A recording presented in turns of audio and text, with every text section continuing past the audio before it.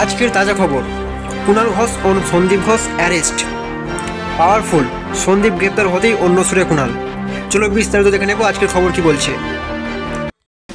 গ্রেপ্তার করা হয়েছে সন্দীপ ঘোষকে। গ্রেপ্তার করেছে সিবিআই। যে সন্দীপ ঘোষের বিরুদ্ধে দীর্ঘদিন আগেই মুখ্যমন্ত্রীর দরবারে অভিযোগ করা হয়েছিল। যে সন্দীপ ঘোষকে আরজিকর কাণ্ডের পরে ন্যাশনাল মেডিকেলের অধ্যাপকর পদ দিয়েছিল সরকার, সেই সন্দীপ ঘোষকে গ্রেপ্তার করলো সিবিআই।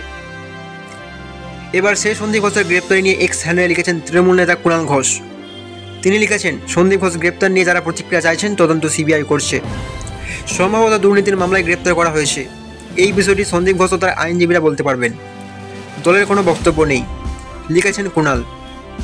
সেই সঙ্গে তিনি উল্লেখ করেছেন, কিছু অভিযোগ অনেক আগেই শোনা গিয়েছিল, তখন পদক্ষেপ নিলে এখনকার অস্বস্তি এড়াতে পারল স্বাস্থ্য ভবন, লিখেছেন কুণাল ঘোষ। এদিকে কুণাল ঘোষের এই পোস্টের জবাবে বিজেপি নেতা তরুণ জ্যোতি তিওয়ারি লিখেছেন, আপনার বিবৃতি কেউ শুনতে চায়নি, কিন্তু মুখ্যমন্ত্রীর বিবৃতি আমরা শুনতে চাই। কারণ তার কলেজ ছেলে এই সন্দীপ ঘোষ, এবং সন্দীপ ঘোষকে বাঁচিয়ে রেখেছিল মমতা বন্দ্যোপাধ্যায়। কুণালের পোস্টের উত্তরে এক নেটিজেন লিখেছেন, সিবিআই কি আর ঘোষ আর ব্যানার্জির মধ্যে নেক্সাসটা সম্পর্কে জানতে পারবে? ওপর এক নেটিজেন লিখেছেন, এত বড় হত্যাকাণ্ড যখন আরজি করে হয়েছিল, তার পরের দিন সকালে কেন সন্দীপ ঘোষের বয়ান রেকর্ড করা হলো না? তিনি ছিলেন আরজিকরের অধ্যক্ষ, তাকে তো প্রথম জেরা করা দরকার ছিল। তার প্রাক্তন সহকর্মীদের একাংশদের দাবি, ডক্টর সন্দীপ ঘোষ ছিলেন আগাগোড়া ভীষণ দুর্নীতিগ্রস্ত একজন আধিকারিক। এখানে প্রশ্ন, কেন এত দুর্নীতির অভিযোগ, যার বিরুদ্ধে তাকে পদ বহাল রাখার জন্য এত উৎসাহ সরকারের? সংবাদ সংস্থা ANI এর কাছে মুখ খুলেছেন আরজিকর মেডিকেল কলেজ ও হাসপাতালের প্রাক্তন ডেপুটি সুপার আখতারি আলী। জানিয়েছেন, তিনি সন্দীপ ঘোষ ছিলেন অত্যন্ত দুর্নীতিগ্রস্ত মানুষ।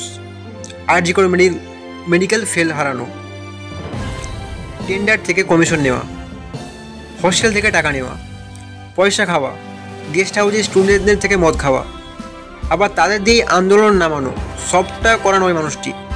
পুরো কেরিয়ারে এমন বাজে লোক কখনো দেখেনি। ও নিরাপত্তায় ছিলেন 20 জন, 4 জন বাউন্সার ছিলেন।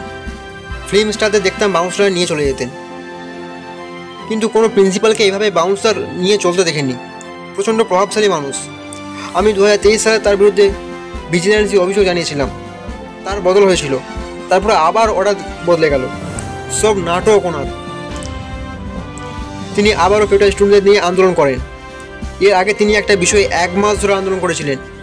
এগুলি সব তার আওয়াজ। তিনি আবার ন্যাশনাল মেডিকেল কলেজের অধ্যক্ষ হয়ে গেলেন। তবে আমি কলকাতা মেডিকেল কলেজের প্রতি অত্যন্ত কৃতজ্ঞ।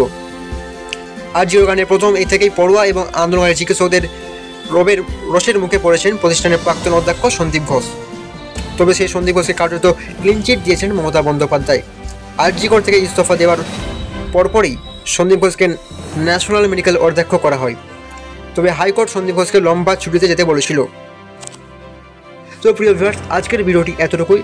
ভালো লাগলে অবশ্যই লাইক করুন এবং এরকম লেটেস্ট আপডেট পেতে চ্যানেলটি অবশ্যই সাবস্ক্রাইব করুন।